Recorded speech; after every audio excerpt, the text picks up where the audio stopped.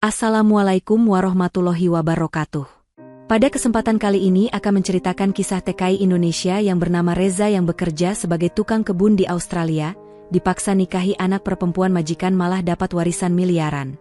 Seperti apa ceritanya? Mari kita dengarkan sampai selesai. Yang belum subscribe jangan lupa subscribe dulu ya teman-teman dan selamat mendengarkan. Reza menarik napas panjang sambil memandangi sawah yang membentang luas di belakang rumah orang tuanya. Angin sore berembus pelan, menyapu rambutnya yang belum sempat dipotong sejak beberapa minggu terakhir. Di tangannya, tiket pesawat ke Sydney telah siap. Besok pagi ia akan terbang ke Australia. Perasaan campur aduk memenuhi dadanya, antara senang, gugup, dan sedih. "Reza, makan dulu, nak," panggil ibunya dari dapur. Ia menoleh, lalu berjalan pelan ke dalam rumah sederhana mereka. Rumah kayu dengan dinding anyaman bambu itu telah menjadi tempat tinggalnya sejak kecil. Tak pernah terbayangkan olehnya bahwa suatu hari ia akan meninggalkan kampung halamannya untuk bekerja di negeri yang jaraknya ribuan kilometer. Di ruang makan, ibunya sudah menyiapkan nasi hangat, sayur lodeh, dan tempe goreng kesukaannya. Ayahnya duduk di sudut, mengangguk kecil saat Reza duduk. "Kau yakin sudah siap, Reza?" tanya ayahnya pelan. Reza mengangguk. "Insya Allah, ya. Aku sudah pelajari semua informasi yang dikasih agennya. Katanya, aku akan kerja jadi tukang kebun di rumah orang Australia. Mereka baik, katanya. Bayarannya juga lumayan." Ibunya menatapnya dengan mata berkaca-kaca. "Yang penting kau jaga diri, nak. Jangan sampai tersesat. Kalau ada apa-apa, langsung bilang, ya." "Iya, Bu." Reza kerja yang benar. Reza pengin bapak dan ibu nggak usah kerja keras lagi, ucapnya sambil menahan air mata. Malam itu, Reza tidur lebih cepat. Tapi pikirannya terus melayang ke tempat asing yang belum pernah ia datangi. Bagaimana cuacanya? Apakah orang-orang di sana ramah? Apa ia akan bisa betah? Ia hanya berdoa agar semuanya berjalan lancar. Pagi itu, Reza berangkat diantar oleh adik sepupunya ke bandara. Ia memakai jaket tipis dan membawa koper kecil berisi baju dan beberapa makanan ringan dari ibunya. Setibanya di bandara internasional, ia bertemu dengan agen penyalur resmi yang membantu keberangkatannya. "Reza, kamu akan dijemput oleh sopir keluarga Haris nanti di bandara Sydney. Mereka majikan kamu. Namanya Emer Haris. Kerjamu hanya di bagian luar, ngurusin taman dan kebun. Mereka orang baik. Gaji kamu langsung transfer ke rekening," jelas agen itu. Reza mengangguk cepat, berusaha menyerap semua informasi. Setelah penerbangan panjang hampir 8 jam, Reza akhirnya menginjakan kaki di bandara Kingsford Smith, Sydney. Matanya melotot melihat bangunan bandara yang begitu besar dan modern. Semua serba cepat, serba terang, dan orang-orang berjalan tergesa-gesa. Ia berdiri agak canggung di pojokan, sambil memegang secari kertas bertuliskan namanya. Tak lama kemudian, seorang pria berbadan tegap dan berpakaian rapi menghampirinya. "Reza?" tanyanya dalam bahasa Inggris beraksen. Reza mengangguk. "Yes, I am Reza. Come. I'm here to pick you up. I work for Emer Haris." Perjalanan menuju rumah majikan memakan waktu sekitar 40 menit. Sepanjang jalan, Reza hanya bisa menatap keluar jendela. Gedung tinggi, jalan lebar, mobil canggih, semuanya sangat berbeda dengan kampung halamannya. Rumah keluarga Haris berada di pinggiran kota, di daerah bernama Hunter S. Hill. Rumah besar bergaya klasik dengan halaman luas dan kebun yang tertata rapi. Reza hanya bisa menelan ludah. "Ini tempat kerja saya?" gumamnya. "Ya," jawab sopir itu, tersenyum. Sesampainya di sana, ia disambut oleh seorang wanita parubaya yang mengenalkan dirinya sebagai kepala rumah tangga. Namanya Mrs. Clara. "Kamu Reza? Wah, akhirnya kamu datang juga. Kami sudah tunggu sejak pagi," katanya ramah, meski aksen Inggrisnya sedikit cepat. Reza hanya bisa mengangguk sambil berkata, "Yes, ma'am. Jangan terlalu tegang. Kamu akan tinggal di rumah kecil di belakang, dekat gudang alat. Ada kamar sendiri, dan nanti kamu bisa pakai dapur khusus karyawan." Hari-hari pertama Reza di rumah itu penuh dengan penyesuaian. Ia belajar menggunakan alat-alat berkebun yang belum pernah ia lihat sebelumnya. Ia juga belajar memahami perintah dalam bahasa Inggris meski kadang harus mengulang-ulang. Pagi hari ia menyapu halaman, memotong rumput, menyiram tanaman, dan membersihkan kolam kecil. Sore harinya, ia memastikan semua peralatan sudah disimpan rapi. Suatu hari, saat ia sedang mencangkul tanah untuk menanam pohon baru, seseorang berdiri di belakangnya. Reza menoleh dan kaget. Seorang pria tua dengan jas rapi, berambut perak, dan wajah serius berdiri menatapnya. "Are you the new gardener?" tanyanya. "Yes, sir," jawab Reza gugup. "I'm Emer Haris." "Oh, nice to meet you, sir." Emer Haris mengangguk, lalu berjalan keliling taman. Beberapa kali ia berhenti, memperhatikan tanaman, lalu menoleh ke Reza. "You're doing well. Keep it tidy," ucapnya singkat, lalu masuk ke dalam rumah. Itu adalah pertama kalinya Reza bertemu langsung dengan majikannya. Meskipun terkesan dingin dan kaku, Reza tahu bahwa pria itu memperhatikan hasil kerjanya. Hari berganti minggu. Reza mulai terbiasa. Ia sudah hafal kapan harus memotong tanaman, kapan harus menyiram, dan kapan membersihkan halaman belakang. Namun, satu hal yang membuatnya bertanya-tanya adalah rumah itu sangat sepi. Ia hanya pernah bertemu Emer Haris, Mrs. Clara, dan 1 atau 2 petugas kebersihan lain. Seolah rumah sebesar itu hanya dihuni oleh sedikit orang. Suatu pagi, ketika Reza sedang menyiram bunga mawar di halaman depan, sebuah mobil sport berwarna merah berhenti di depan pagar. Seorang perempuan turun. Rambutnya panjang, matanya tajam, mengenakan kacamata hitam dan jaket kulit. Ia melangkah masuk tanpa menyapa siapapun. "Siapa itu?" tanya Reza pelan ke Mrs. Clara. "Oh, itu Sierra, anak perempuan Emer Haris. Dia baru pulang dari Melbourne." Reza hanya bisa memandangi dari jauh. Perempuan itu begitu berbeda. Ia tampak sombong, tidak ramah, dan berjalan tanpa peduli sekelilingnya. Reza kembali bekerja, tak menyangka bahwa pertemuan itu akan mengubah seluruh hidupnya. Sudah 2 hari sejak kedatangan perempuan bernama Sierra itu ke rumah. Sejak saat itu pula suasana rumah terasa lebih dingin. Bukan karena cuaca musim dingin yang mulai menggigit, tapi karena sikap Sierra yang terlihat tidak ramah terhadap siapapun. Reza pertama kali benar-benar bertatap muka dengannya saat sedang menyapu dedaunan di taman depan. Sierra keluar dengan langkah cepat, membawa ponsel di tangan, berbicara dalam bahasa Inggris dengan suara keras. "I told you, I'm not going back to Melbourne just to meet that jerk." Reza yang sedang menyapu langsung mundur sedikit, memberi jalan. Namun, saat mata mereka beradu, Sierra hanya menatapnya sekilas tanpa berkata apa-apa. Bahkan tidak tersenyum. Wajahnya datar, dingin, dan tajam.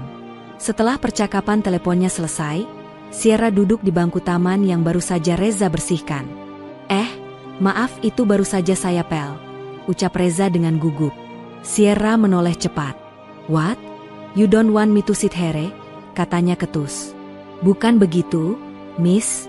Saya hanya ingin bilang hati-hati, kursinya masih basah." Sierra melirik sebentar ke kursi, lalu berdiri dengan kesal.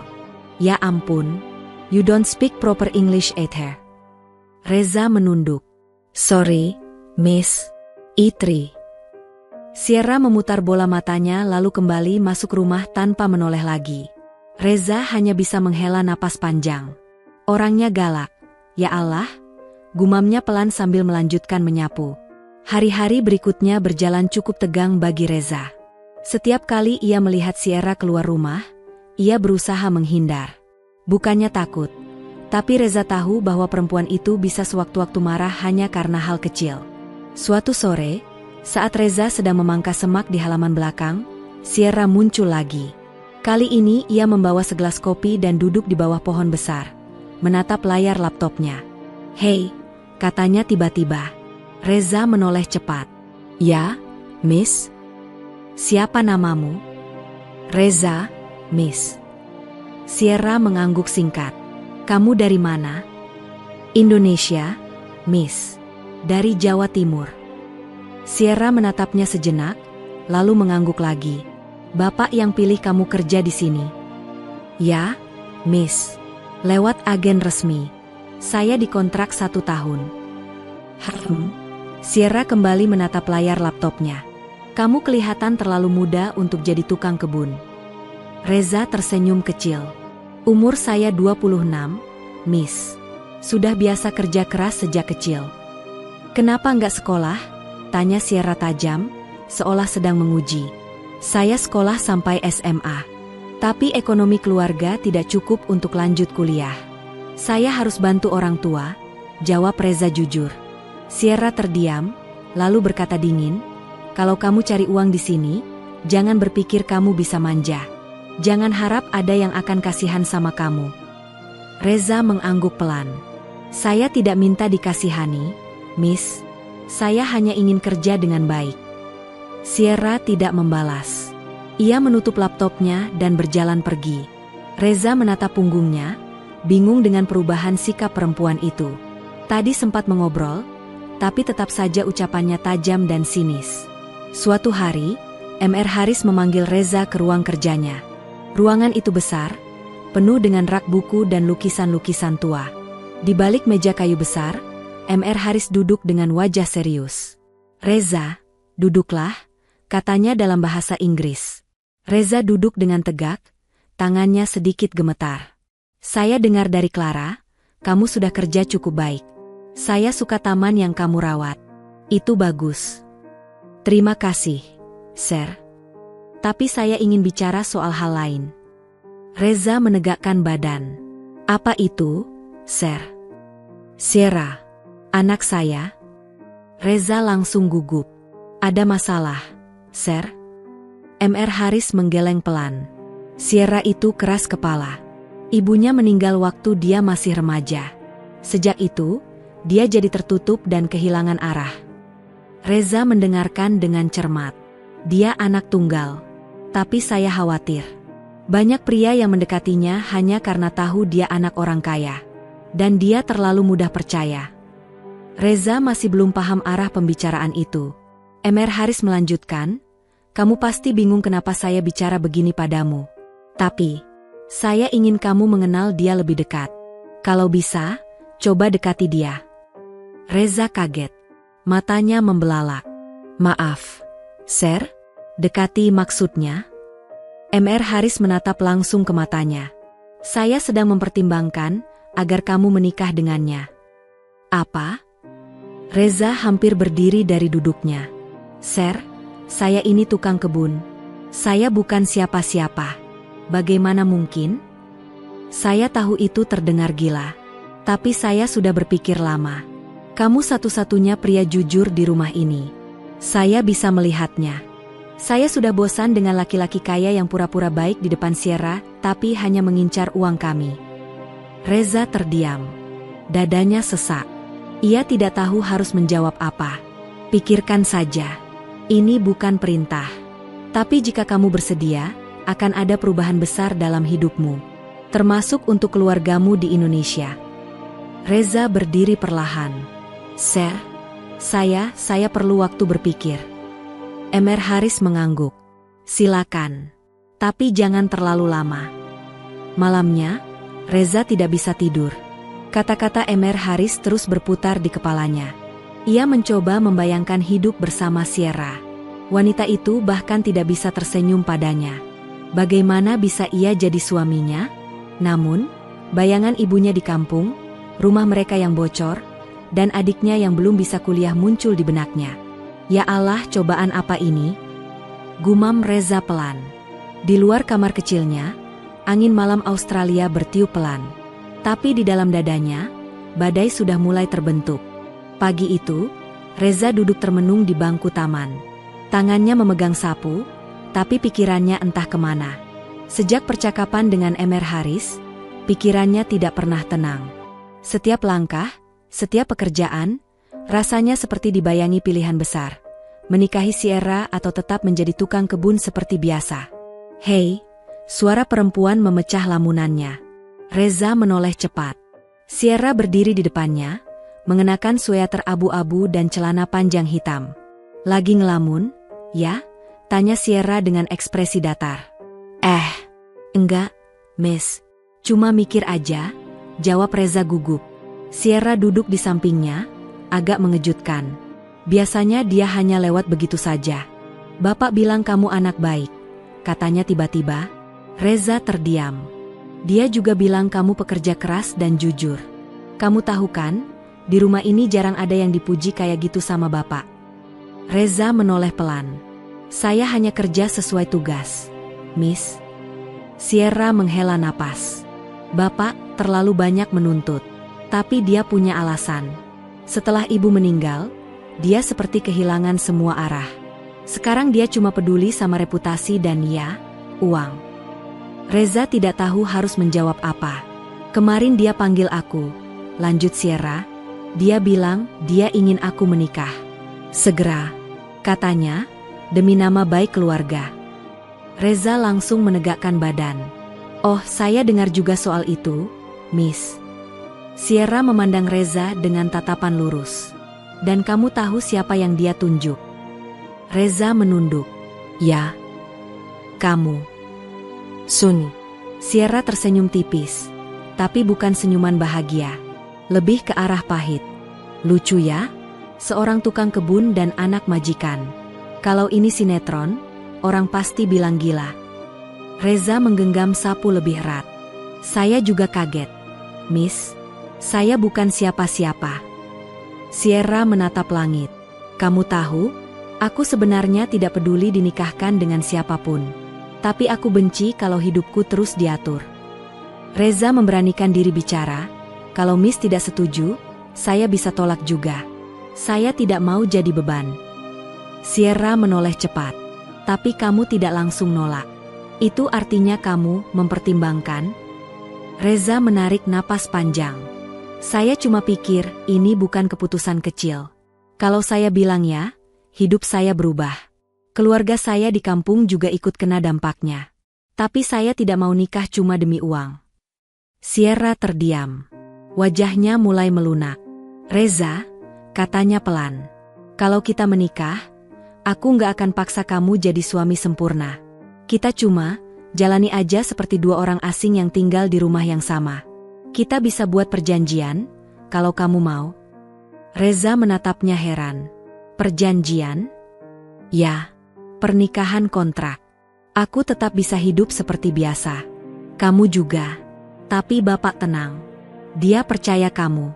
Dan kamu dapat kompensasi banyak. Reza masih diam. Sierra melanjutkan, kalau kamu setuju, aku akan bicara sama bapak untuk buat semuanya legal. Kamu akan jadi suamiku, tapi hanya di atas kertas. Kita bisa pisah setelah beberapa tahun, atau kapanpun kita sepakat. Reza berdiri pelan, bingung. Miss, saya nggak tahu harus jawab apa sekarang. Sierra menatapnya lekat-lekat. Kamu punya waktu 3 hari. Setelah itu, aku akan bicara sama bapak. Deal? Reza mengangguk pelan. Deal? Malam itu, Reza menelpon ibunya di kampung. Jaringannya agak buruk, tapi suara ibunya tetap terdengar hangat. Ibu, Reza mau cerita sesuatu, katanya pelan. Iya, nak, ada apa? Kamu sakit? Enggak, Bu. Tapi, Reza dapat tawaran besar dari majikan di sini. Ibunya terdiam sejenak. Tawaran apa? Reza menghela napas panjang. Majikan Reza nawarin Reza untuk nikahi anak perempuannya. Namanya Sierra. Suara ibunya langsung terdengar kaget. Apa? Reza, kamu jangan main-main. Kamu baru kerja beberapa bulan. Reza juga nggak nyangka, Bu. Tapi ini serius. Majikannya bilang, dia percaya Reza. Dia nggak mau anaknya dinikahi orang kaya yang nggak tulus. Terus kamu mau, nak? Reza menunduk. Reza masih mikir. Bu, tapi kalau iya, Reza bisa bantu keluarga.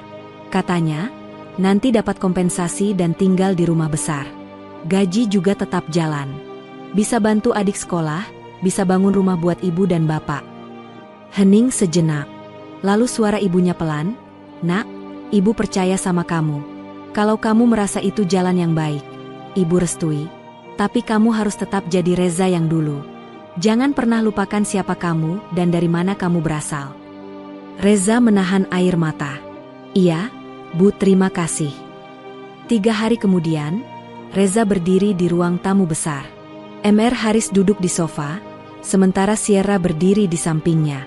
Kami sudah bicara, kata Sierra mantap. Kami setuju untuk menikah. Tapi kami ingin buat perjanjian.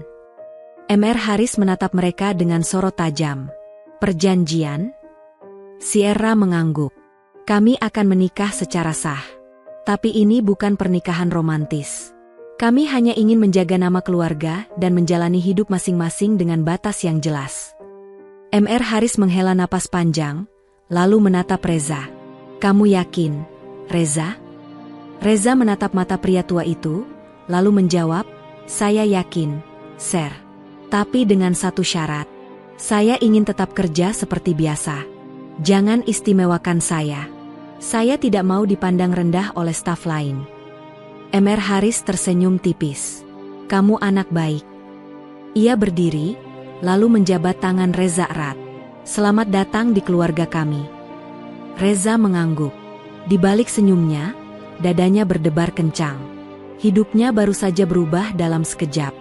Hari pernikahan Reza dan Sierra berlangsung sangat berbeda dari bayangan Reza selama ini tentang pernikahan. Tidak ada pelaminan, tidak ada tamu yang ramai, bahkan tidak ada musik. Semuanya dilakukan secara privat, hanya di hadapan notaris, pengacara keluarga, dan Mr. Haris sebagai saksi utama. Reza mengenakan jas hitam sederhana yang dipinjamkan dari Mr. Haris. Rambutnya disisir rapi, dan wajahnya tampak lebih tegang dari biasanya. Sementara Sierra mengenakan gaun putih minimalis, tanpa riasan berlebihan, berdiri di sampingnya dengan ekspresi datar seperti biasa. Do you, Reza Al-Fatah, take Sierra Haris as your lawful wife? Tanya petugas pencatat sipil dengan suara resmi. Reza menelan ludah. Matanya sekilas menatap Sierra yang tidak menoleh ke arahnya sedikitpun. Yes, I do, jawab Reza akhirnya. Lalu giliran Sierra ditanya. Ia menjawab dengan suara datar, yes, I do. Setelah itu, hanya ada suara tanda tangan dan pernyataan singkat, mereka sah sebagai suami istri. Tidak ada pelukan, tidak ada ciuman. Hanya ucapan singkat dari Mr. Haris. Terima kasih, Reza. Kamu sudah menyelamatkan keluarga saya. Reza menunduk. Saya hanya melakukan apa yang saya bisa, Sir. Sierra berdiri sambil merapikan gaunnya. Sudah selesai, kan? Katanya datar, lalu langsung keluar ruangan. Reza hanya bisa menatap punggung istrinya yang berjalan menjauh, tanpa sedikitpun menunjukkan rasa bahagia.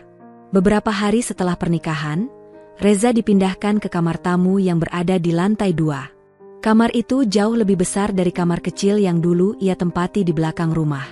Ada tempat tidur empuk, jendela besar yang menghadap ke taman, dan kamar mandi dalam yang mewah. Namun, Reza merasa tidak nyaman. Setiap malam ia tidur sendirian. Sierra tetap tinggal di kamar lamanya. Mereka tidak pernah makan malam bersama, tidak pernah berbincang kecuali hal-hal penting. Hubungan mereka tetap seperti dulu, asing. Reza bahkan masih bekerja sebagai tukang kebun. Ia tetap memotong rumput, menyiram bunga, dan merapikan pagar tanaman. Perbedaan hanyalah kini beberapa staf rumah tangga memandangnya dengan tatapan aneh. Mas Reza sekarang tuan muda, ya? Celetuk Clara, salah satu asisten rumah tangga yang lebih tua. Reza tersenyum kecil.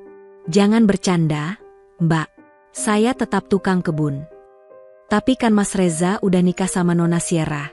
Harusnya nggak kerja di bawah matahari lagi. Saya janji sama Mr. Haris. Saya tetap kerja. Nanti malah dikira numpang hidup. Clara hanya mengangguk, walau ekspresinya masih menyimpan rasa heran. Satu sore, Reza sedang membersihkan halaman belakang ketika Sierra tiba-tiba keluar dari rumah dengan koper besar di tangannya. Reza kaget. Miss, maksud saya, Sierra, kamu mau kemana? Sierra berhenti sejenak. Aku mau ke Melbourne. Urusan kerja.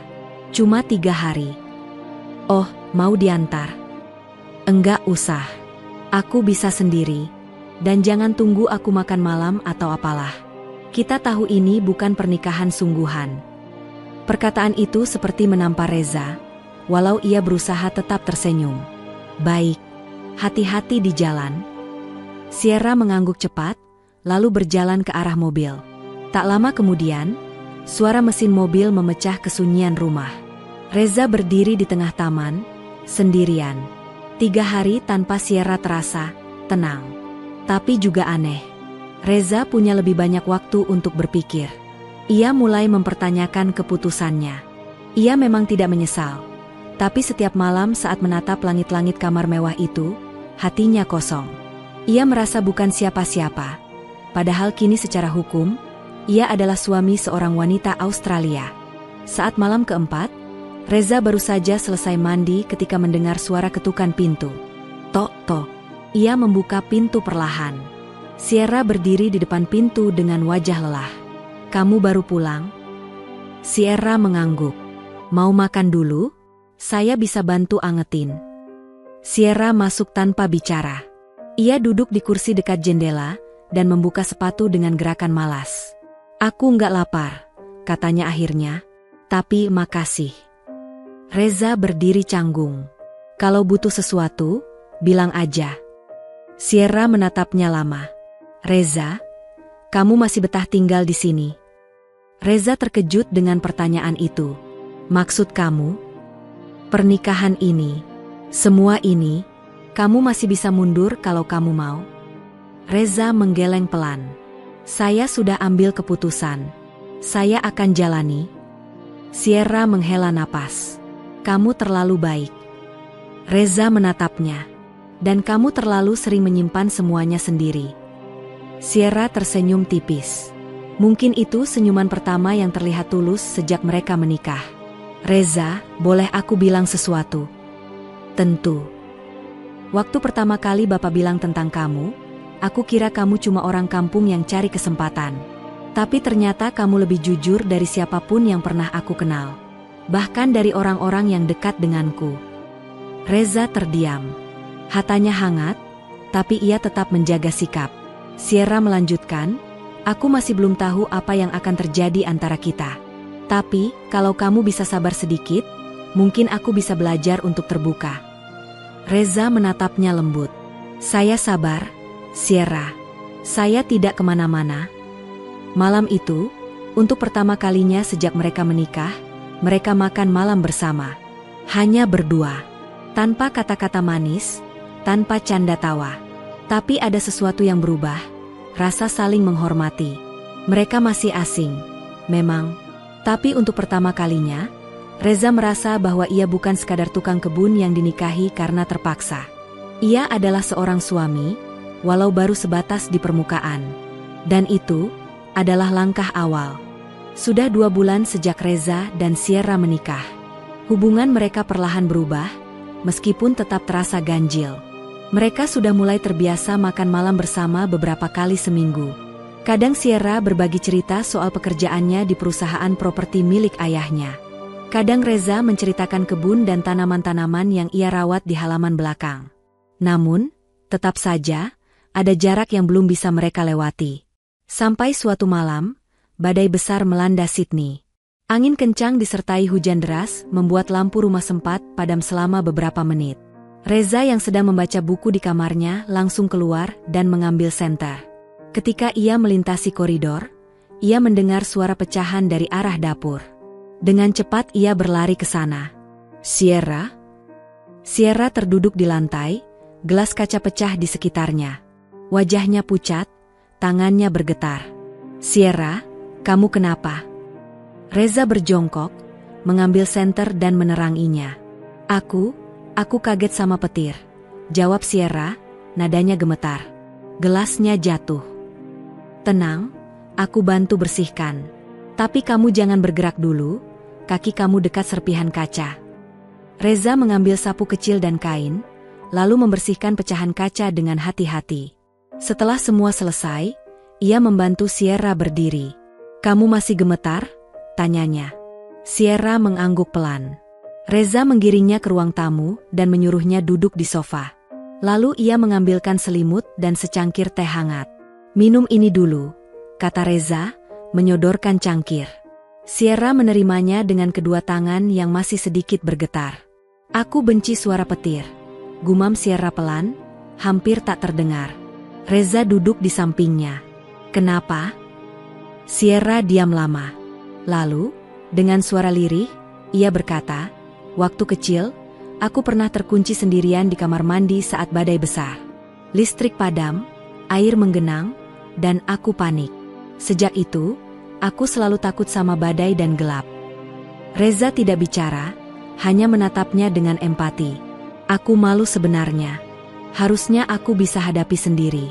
Tapi tadi, rasanya seperti kembali ke masa kecil. Reza tersenyum kecil. Tidak semua orang bisa kuat setiap waktu. Kadang, kita juga butuh orang lain. Sierra menoleh. Kamu selalu tenang ya, Reza. Sejak pertama kali kerja di sini. Reza tertawa pelan. Saya tidak selalu tenang. Saya cuma sering pura-pura kuat. Sierra ikut tersenyum. Kamu berhasil, sih. Hening beberapa detik. Lalu Sierra berkata, malam ini boleh aku tidur di ruang tamu saja? Lampu kamarku belum nyala. Reza berdiri. Kamu tidur di kamarku aja. Ada jendela besar, tapi tirainya tebal. Aku bisa tidur di kamar pembantu sementara. Sierra tampak ragu. Kamu yakin? Yakin. Kamarnya hangat, lebih aman dari suara petir juga. Sierra mengangguk pelan. Terima kasih, Reza. Malam itu menjadi malam pertama Sierra tidur di kamar Reza. Bukan karena cinta, bukan karena kewajiban suami istri, tapi karena kepercayaan yang perlahan mulai tumbuh. Esok paginya, Reza membuatkan sarapan. Telur orak-arik, roti panggang, dan teh hangat. Sierra duduk di meja dapur sambil menguap. Kamu masak? Ya, semalam kamu sudah takut. Masa aku suruh kamu masak juga? Sierra tertawa kecil. Aku jadi terbiasa kamu perhatian begini. Reza duduk di hadapannya. Sierra, aku ingin tanya sesuatu. Apa? Kenapa kamu setuju menikah waktu itu? Maksudku, kamu bisa saja kabur dari rumah, atau melawan ayahmu. Sierra menatap piringnya. Karena aku lelah berdebat. Bapak terlalu keras. Dia selalu ingin semuanya terlihat sempurna di mata orang. Aku pikir, kalau aku menikah, dia akan berhenti mengatur hidupku. Tapi kenapa saya? Orang asing. Tukang kebun. Sierra menatap Reza dengan serius. Karena kamu satu-satunya orang yang tidak pernah memanfaatkanku. Kamu jujur. Kamu kerja dengan tulus. Dan, kamu tidak pernah menilai aku dari luar. Reza terdiam. Perkataannya menyentuh hatinya lebih dalam dari yang ia perkirakan. Beberapa hari setelah itu, kehangatan perlahan mulai tumbuh. Sierra mulai sering menyapa Reza dengan senyum, kadang membawakannya air minum saat ia bekerja di taman. Reza pun mulai merasa lebih nyaman saat bicara dengannya. Namun, suasana damai itu tidak bertahan lama. Suatu siang, ketika Reza sedang merapikan alat-alat kebun, seorang pria tinggi dan berpakaian mewah datang ke halaman rumah. Excuse me, are you Reza? Tanyanya dengan nada tinggi. Iya, saya Reza, jawab Reza sopan. Saya Damien, mantan tunangannya Sierra. Reza membeku. Pria itu menatapnya dengan penuh amarah. Saya dengar kamu menikahi dia. Itu lucu. Tukang kebun jadi suami pewaris keluarga Haris. Reza berusaha tetap tenang. Kalau Anda hanya ingin menghina, saya rasa pembicaraan ini tidak perlu diteruskan. Damien mendekat, suaranya makin sinis. Kamu pikir dia cinta sama kamu? Dia hanya cari cara bebas dari ayahnya. Kamu cuma alat. Sierra tiba-tiba muncul dari balik pintu, berdiri tegak di ambang. Damien, pergi dari rumah ini. Damien menoleh. Aku hanya bicara dengan suamimu yang sok suci ini. Kami tidak butuh kamu di sini. Kalau kamu ganggu Reza lagi, aku akan panggil polisi. Damien menatap Sierra dengan marah, lalu menatap Reza sekali lagi sebelum pergi sambil membanting pagar. Setelah Damien pergi, Sierra menatap Reza. Wajahnya menegang. Kamu gak apa-apa?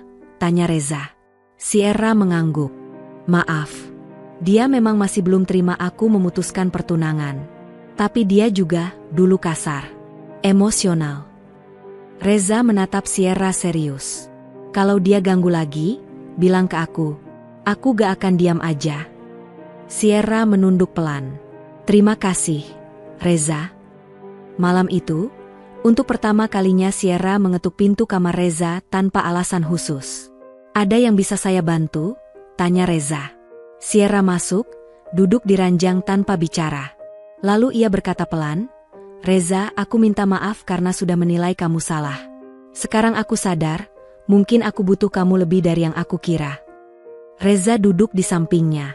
Saya gak kemana-mana, Sierra. Saya di sini. Dan untuk pertama kalinya sejak mereka menikah, Sierra menyandarkan kepalanya di bahu Reza. Retakan-retakan kecil di hati mereka akhirnya mulai membuka ruang untuk sesuatu yang lebih tulus. Beberapa minggu setelah insiden dengan Damien, suasana rumah keluarga Haris terasa jauh lebih tenang. Sierra mulai lebih terbuka terhadap Reza. Meski mereka belum sepenuhnya seperti pasangan suami istri pada umumnya, setidaknya sudah ada rasa saling percaya dan kehangatan. Namun, ketenangan itu tidak bertahan lama. Pagi itu, Reza sedang membuat kopi di dapur ketika ponsel rumah berdering. Salah satu pembantu yang mengangkat telepon langsung memanggil Sierra dengan suara panik. Nona Sierra, ini dari rumah sakit, tentang Tuan Haris. Sierra berlari ke arah telepon, wajahnya langsung berubah pucat saat mendengar kabar dari seberang. Reza hanya bisa memperhatikan dari jauh, dadanya mulai sesak. Setelah menutup telepon, Sierra berdiri kaku. Bibirnya bergetar. Bapak, pingsan di kantor. Sekarang di ICU, katanya pelan, hampir tak terdengar. Tanpa pikir panjang, Reza langsung berkata, ayo, kita ke rumah sakit. Saya antar. Di rumah sakit, ruangan ICU dipenuhi suasana tegang. Sierra terus-menerus mondar-mandir di lorong. Reza duduk di kursi tunggu, tak tahu harus berbuat apa. Dokter akhirnya keluar. Apakah Anda keluarga Tuan Haris? Tanyanya. Saya putrinya, jawab Sierra cepat. Dokter menatap mereka dengan serius. Kami sudah lakukan yang terbaik. Serangan jantungnya cukup parah. Saat ini beliau belum sadarkan diri, tapi kami harap ia bisa melewati masa kritis dalam 24 jam ke depan. Sierra langsung terduduk. Wajahnya pucat. Reza menghampiri dan memegang bahunya. Yang kuat, Sierra. Saya di sini. Kalau sampai Bapak, suaranya tercekat. Saya belum sempat bilang kalau saya mulai percaya sama keputusan dia. Reza tidak berkata apa-apa. Ia tahu, dalam situasi seperti ini, diam dan menemani lebih berarti daripada sekadar kata-kata. Malam harinya, Sierra tetap di rumah sakit. Reza yang pulang lebih dulu untuk mengambil pakaian ganti dan makanan, menemukan amplop coklat besar di atas tempat tidur mereka.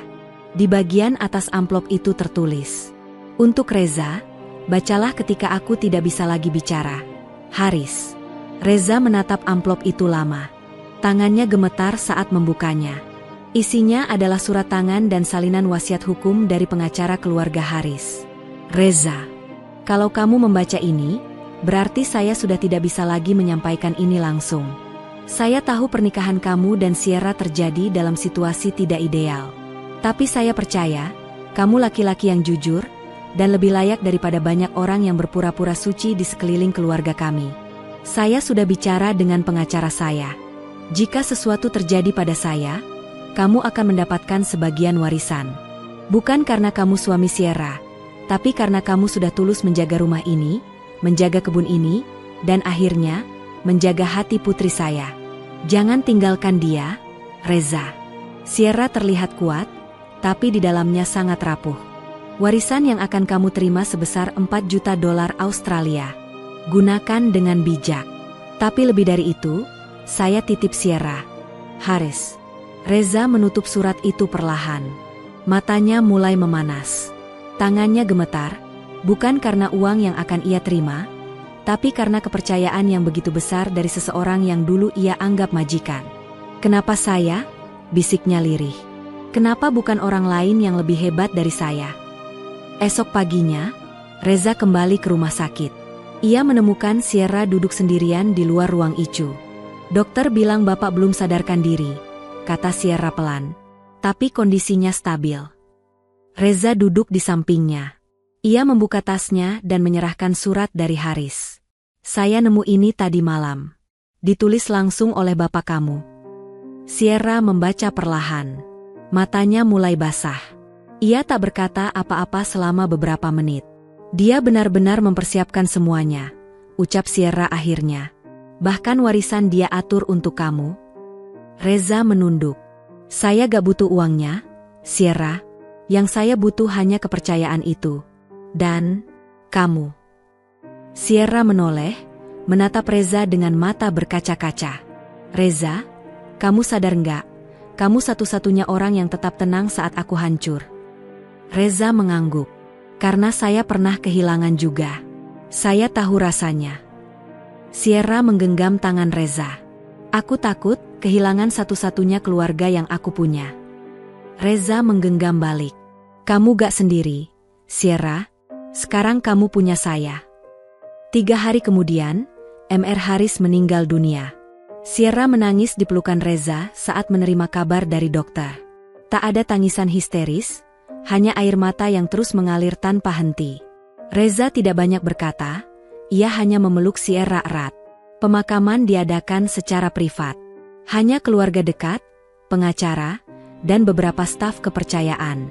Setelah pemakaman, pengacara keluarga Haris mengumpulkan semua pihak untuk pembacaan wasiat resmi. Di ruang kerja besar, semua diam saat pengacara membaca. Kepada putri saya, Sierra Haris, saya serahkan seluruh aset rumah, saham perusahaan, dan rekening utama. Kepada Reza Al-Fatah, saya serahkan dana sebesar 4 juta dolar Australia sebagai bentuk penghargaan dan kepercayaan. Beberapa keluarga besar yang hadir tampak kaget. Siapa Reza? Terdengar bisik-bisik. Kenapa orang Indonesia itu dapat warisan? Tapi Sierra berdiri dan berkata tegas. Reza adalah suamiku. Dan dia satu-satunya orang yang berdiri untuk keluarga ini sampai akhir. Tak ada yang berani membantah. Sorotan mata Sierra terlalu kuat, terlalu meyakinkan. Malam itu, Reza dan Sierra duduk berdua di ruang tamu. Rumah besar itu terasa sangat sunyi tanpa kehadiran Mr. Haris. Sierra menatap Reza lama. Bapak percaya kamu, Reza. Dan sekarang aku juga. Reza menggenggam tangan Sierra. Saya akan jaga kamu, bukan karena warisan, tapi karena saya benar-benar ingin. Sierra tersenyum tipis. Aku tahu. Makasih sudah tetap di sini. Dan malam itu, untuk pertama kalinya, mereka bukan hanya menjadi pasangan di atas kertas. Mereka menjadi 2 orang yang saling menemukan satu sama lain dalam kehilangan. Sudah sebulan sejak kepergian Mr. Haris. Kehidupan Reza dan Sierra mulai berjalan lebih stabil. Meski kesedihan masih sering datang tiba-tiba, mereka belajar saling menguatkan. Sierra kembali aktif mengurus bisnis properti ayahnya, sementara Reza mulai ikut mengelola beberapa proyek taman milik keluarga Haris yang tersebar di beberapa lokasi. Ia tidak lagi hanya seorang tukang kebun, tapi mulai dipercaya sebagai penanggung jawab desain lanskap di proyek-proyek mereka. Namun, seperti halnya hidup yang tak pernah mulus terus, masa lalu mendadak datang mengetuk pintu mereka. Siang itu, saat Reza baru saja pulang dari lokasi proyek taman, seorang pria Indonesia muncul di depan gerbang rumah. Pria itu kurus, berkulit gelap, dan mengenakan jaket lusuh. Mas Reza, katanya dengan logat Jawa yang kental. Reza menyipitkan mata, mencoba mengenali. Kamu siapa? Aku Suro. Temanmu waktu kerja di kebun jeruk dulu. Ingat? Di Griffith. Reza terkejut. Suro? Ya ampun, kamu dari mana aja? Suro tertawa kecut. Dari neraka, Mas. Baru keluar dari penjara bulan lalu. Reza mengajak Suro masuk dan menyuguhkan air minum. Sierra yang baru turun dari lantai atas, sempat kaget melihat pria asing itu. Ini temanku dari dulu, jelas Reza cepat. Dia datang tiba-tiba.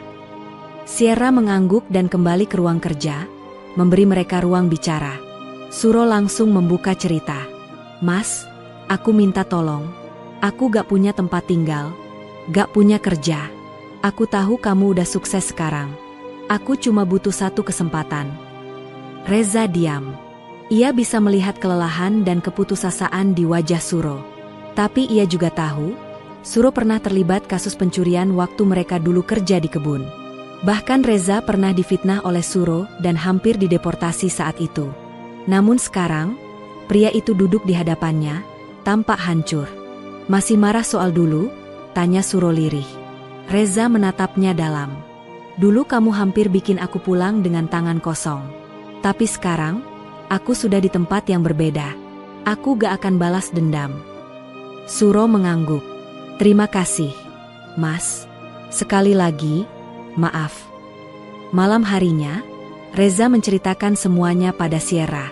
Ia jujur bahwa dulu Suro sempat memfitnahnya, tapi ia juga tidak tega melihat Suro terlunta-lunta sekarang. Sierra mendengarkan dengan serius. Kamu yakin dia gak akan bikin masalah lagi? Tanyanya. Reza mengangguk pelan. Aku gak tahu pasti. Tapi kalau aku menolak bantu dia sekarang, aku gak akan beda jauh sama orang-orang yang dulu juga menolak bantu aku. Sierra menatap suaminya itu lama. Aku percaya kamu.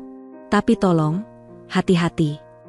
Beberapa hari berlalu, Suro tinggal sementara di rumah kecil di belakang halaman, yang dulu digunakan sebagai gudang alat kebun. Reza memberinya pekerjaan ringan merawat taman dan mencatat stok alat. Namun, suatu sore, saat Reza sedang di lokasi proyek, ia menerima telepon dari Sierra. Reza, kamu lagi di mana? Di luar, kenapa?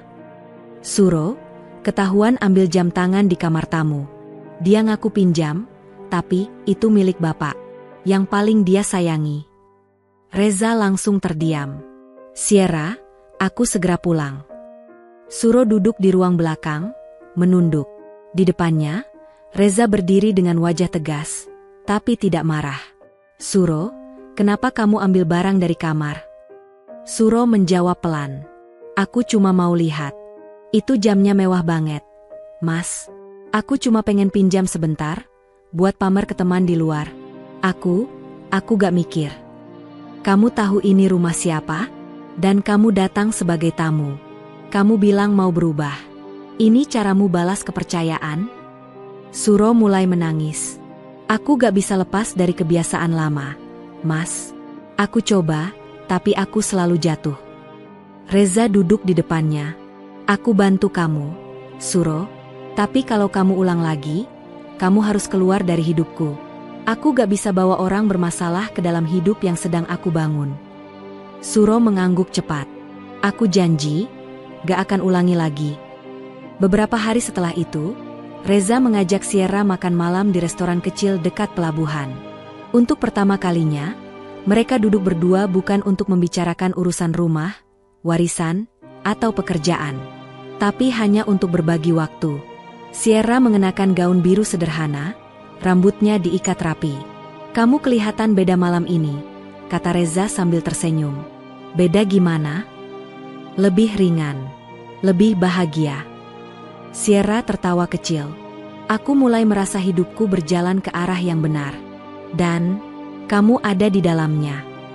Mereka saling berpandangan. Untuk pertama kalinya sejak pernikahan mereka yang terpaksa itu, Reza merasa ini adalah pilihan yang tepat. Ia memang tidak datang dari keluarga kaya, tapi kehadirannya kini memiliki arti. Bukan hanya bagi Sierra, tapi juga bagi orang-orang di sekelilingnya. Sierra meraih tangan Reza. Kamu tahu, katanya pelan.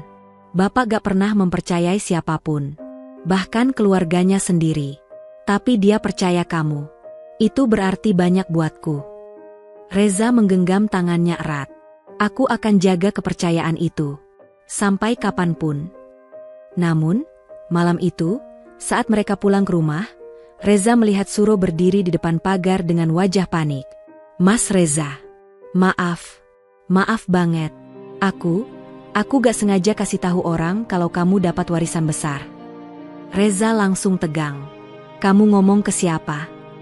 Ada orang Indonesia di minimarket. Dia nanya kerja di mana. Aku cuma cerita sedikit, tapi kayaknya mereka rekam pembicaraannya. Sierra langsung mencengkeram lengan Reza. Reza, ini bisa bahaya. Kalau sampai berita itu menyebar. Reza menghela napas panjang. Ia menatap Suro lama. Kamu harus pergi, Suro. Malam ini juga. Suro menunduk. Aku ngerti, Mas. Maaf. Setelah Suro pergi, Reza dan Sierra duduk di ruang tamu dalam diam. Kamu baik, Reza. Tapi kebaikanmu sering dimanfaatkan, kata Sierra. Reza mengangguk. Aku tahu. Tapi aku lebih memilih disakiti karena terlalu baik, daripada menyesal karena tidak mencoba menolong. Sierra tersenyum sedih.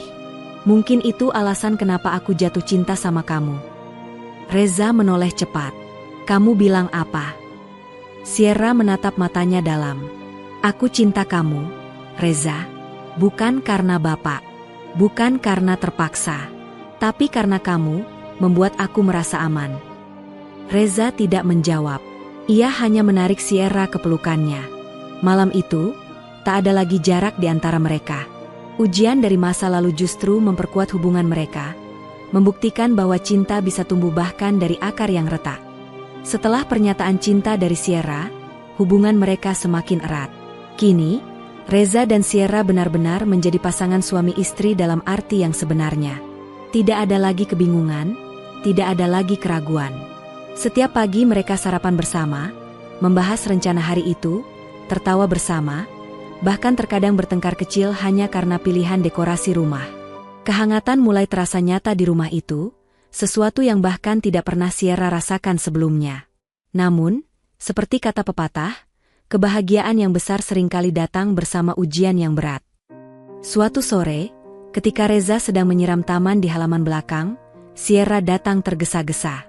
Reza, katanya cemas, ada dua pria tak dikenal datang ke rumah.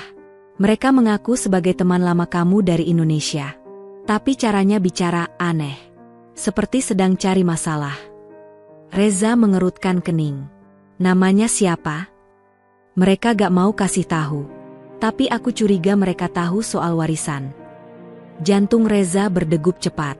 Ia langsung teringat pada cerita Suro beberapa minggu lalu, bahwa ia pernah menceritakan soal warisan ke orang Indonesia yang tak dikenal. Kamu tolak mereka masuk? Tanya Reza. Sierra mengangguk. Ya, mereka memaksa, tapi penjaga gerbang mengusir mereka. Reza menghela napas. Ia menatap langit senja yang mulai meredup. Berarti mereka sudah tahu aku tinggal di sini. Dan tahu aku punya uang. Malam itu, Reza tidak bisa tidur. Ia duduk di ruang kerja sambil menatap surat wasiat Haris. Bukan karena ingin menghitung uang warisan, tapi karena merasa beban di pundaknya makin berat. Ia tidak takut kehilangan harta. Yang ia takutkan adalah jika Sierra terluka karena kesalahannya di masa lalu, karena ia tak bisa menjaga mulut orang-orang yang dulu ada di sekitarnya. Pagi harinya, Reza memutuskan untuk mengambil tindakan. Ia menemui pengacara keluarga Haris. Apa saya bisa ubah status rumah ini jadi lebih tertutup? Supaya tidak semua orang bisa seenaknya datang. Pengacara mengangguk. Bisa. Kita bisa tingkatkan keamanan, pasang kamera tambahan, bahkan membuat surat larangan masuk terhadap nama-nama tertentu jika diperlukan. Bagus, kata Reza. Saya mau lindungi istri saya. Apapun caranya. Namun, belum sempat langkah-langkah itu selesai dilakukan, malam berikutnya terdengar suara keras dari arah pagar depan. Reza dan Sierra yang sedang menonton film langsung berdiri dan berlari keluar. Seorang penjaga keamanan tergeletak di tanah, kepalanya berdarah. Pagar rumah sudah setengah terbuka. Reza langsung menyuruh Sierra kembali masuk dan mengunci pintu. Seseorang meneriakkan namanya dari luar. Reza, keluar kau. Kita mau bagian kita. Reza menoleh dari balik jendela. Ada dua pria berjaket hitam, wajah mereka setengah tertutup. Salah satunya memegang tongkat besi. Kalau kamu gak mau bagi hasil warisan, kita ambil dengan paksa, teriak pria itu lagi. Reza menarik napas dalam. Ia tahu tak bisa menghadapi mereka sendirian. Ia mengambil ponsel dan menelepon polisi. Sierra mendekatinya dengan wajah pucat. Apa mereka akan masuk ke dalam? Tidak. Selama kita tetap kunci pintu dan tidak keluar, jawab Reza sambil menggenggam tangan istrinya. Suara kaca pecah terdengar dari luar. Salah satu dari mereka melempar pot bunga besar ke arah jendela. Namun, sebelum mereka sempat masuk lebih jauh, suara sirine polisi memecah malam. 2 mobil patroli berhenti di depan pagar, dan para penyerang langsung lari terbirit-birit ke arah semak-semak. Polisi berhasil menangkap salah satunya. Pria itu ternyata mantan rekan kerja Reza di perkebunan lama, yang juga punya catatan kriminal. Saat diinterogasi, ia mengaku mendapat informasi tentang warisan Reza dari seorang bernama Suro. Reza menunduk saat polisi menyampaikan hal itu. "Saya yang salah," katanya pada Sierra. "Saya terlalu percaya. Dan sekarang kamu yang jadi sasarannya." Sierra tidak marah. Ia justru mendekat dan memeluk suaminya erat. "Kamu bukan salah karena menolong orang, Reza. Dunia ini yang salah, karena terlalu mudah mengkhianati orang baik seperti kamu." Setelah kejadian itu, Reza dan Sierra meningkatkan keamanan rumah mereka. Pagar diperkuat, kamera dipasang di setiap sudut, dan penjaga tambahan disewa dari perusahaan profesional. Reza juga mulai lebih berhati-hati dalam memilih orang yang akan ia tolong. Ia belajar bahwa kebaikan tetap harus disertai kebijaksanaan. Beberapa hari kemudian, Reza mendapat surat dari pengacara tentang pengelolaan aset warisan. Mereka menyarankan agar sebagian uang warisan ditempatkan dalam investasi jangka panjang dan amal, agar tidak terlalu mencolok. Reza setuju. "Kalau uang ini bisa bantu orang lain yang benar-benar membutuhkan, saya mau," katanya pada Sierra. "Tapi kita harus pastikan itu bukan orang yang akan menusuk dari belakang." Sierra tersenyum. "Aku akan bantu kamu memilah. Kita bisa buat yayasan kecil. Bantu para TKI atau imigran yang baru datang. Biar mereka gak ngalamin apa yang kamu alami dulu." Reza menatap istrinya dengan bangga. "Itu ide terbaik yang pernah aku dengar."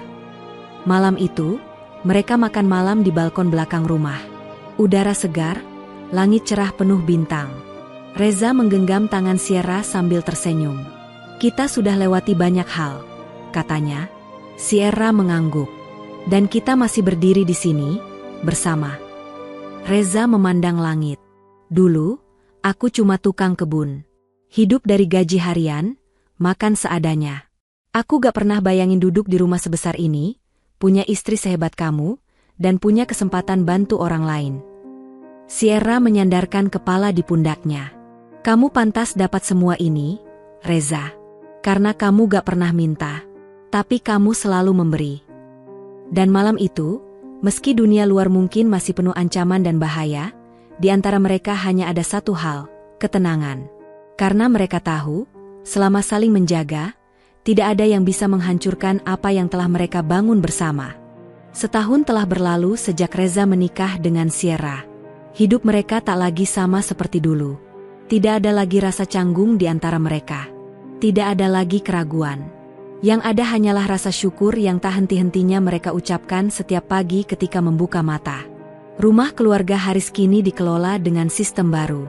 Reza dan Sierra membentuk sebuah yayasan bernama Haris Foundation, sesuai permintaan terakhir dari mendiang Emer Haris dalam surat wasiat kedua yang baru ditemukan di brankas pengacara.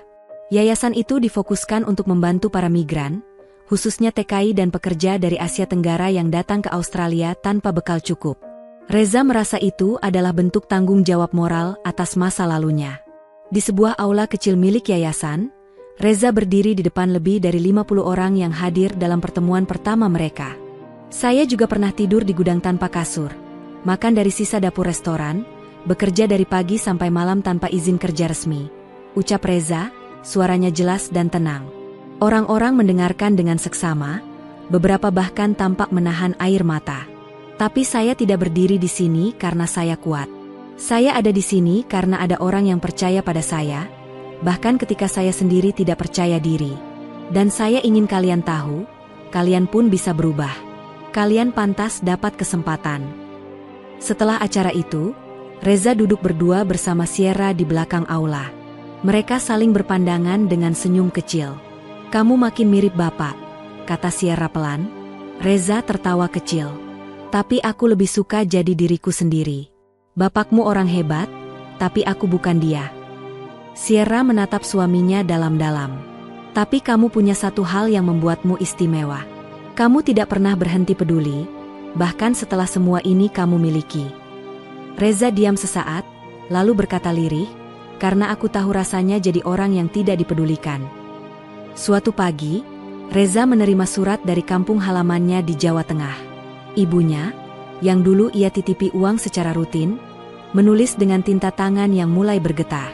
Nak Reza, ibu dengar dari tetangga, kamu sekarang sudah sukses. Ibu tidak pernah menyesal melepaskan kamu pergi. Tapi ibu rindu sekali. Pulanglah, meskipun sebentar. Reza membaca surat itu berulang kali, dan matanya berkaca-kaca. Ia belum pernah pulang sejak 7 tahun lalu. Ia terlalu sibuk mengejar hidup yang lebih baik. Terlalu takut menunjukkan kegagalannya. Hingga akhirnya ia justru lupa bahwa ibunya tidak pernah menuntut apapun, kecuali kehadirannya. Sier, ucap Reza malam itu. Aku mau pulang. Ke Indonesia. Tapi, kamu gak harus ikut kalau sibuk. Sierra tersenyum. Kamu pikir aku akan membiarkan suamiku pulang kampung sendirian dan bikin geger satu desa tanpa perlindungan istri resminya? Reza tertawa. Geger? Kamu pikir kampungku segila itu? Tentu saja.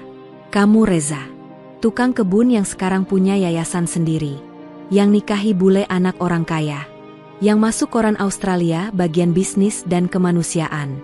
Ya jelas geger. Reza hanya bisa menggeleng pelan. Kalau kamu siap, kita berangkat minggu depan. Kepulangan Reza ke tanah kelahirannya membuat gempar satu kampung. Tak hanya karena ia membawa Sierra, tapi karena perubahan drastis pada dirinya. Dulu ia pergi dengan tas ransel kecil dan sepasang sandal jepit. Kini ia pulang dengan mobil sewaan mewah dan istri bule yang sopan dan ramah menyapa warga satu persatu dalam bahasa Indonesia yang kaku. Ibu. Reza memeluk ibunya erat, air matanya tumpah tak terbendung. Maaf aku lama gak pulang. Ibunya menangis sambil mengusap kepala Reza seperti waktu kecil. Kamu pulang, itu sudah cukup. Nak, kamu sehat, ibu sudah senang. Sierra berdiri di samping mereka dengan senyum haru. Ia bahkan sempat ikut membantu masak di dapur bersama ibu Reza dan tetangga-tetangga yang antusias ingin melihat mantu bule. Beberapa hari di kampung, Reza menyadari bahwa kebahagiaan sejati bukanlah rumah besar, bukan uang miliaran, tapi saat bisa duduk di beranda rumah sederhana sambil menyeruput teh hangat, dikelilingi orang-orang yang menyayanginya tanpa syarat. Ketika kembali ke Australia, Reza merasa dirinya lebih utuh. Ia telah menutup satu lingkaran hidup yang dulu sempat terbuka tanpa arah. Suatu malam, mereka berdua duduk di ruang keluarga, menatap foto Emer Haris yang digantung di dinding. Dia pasti bangga pada kamu, Reza, ucap Sierra. Aku cuma berusaha jalani hidup sebaik mungkin, kata Reza tenang. Bukan demi harta, tapi demi menjadi orang yang lebih baik dari hari kemarin. Sierra memandang suaminya penuh cinta. Warisan yang sebenarnya bukan uangnya, kan? Reza tersenyum. Bukan, tapi kesempatan, kepercayaan, dan keluarga. Sierra mendekat dan memeluk Reza. Kamu tahu? Katanya pelan. Kamu adalah hadiah terbaik yang pernah diberikan Bapak padaku. Reza membalas pelukannya.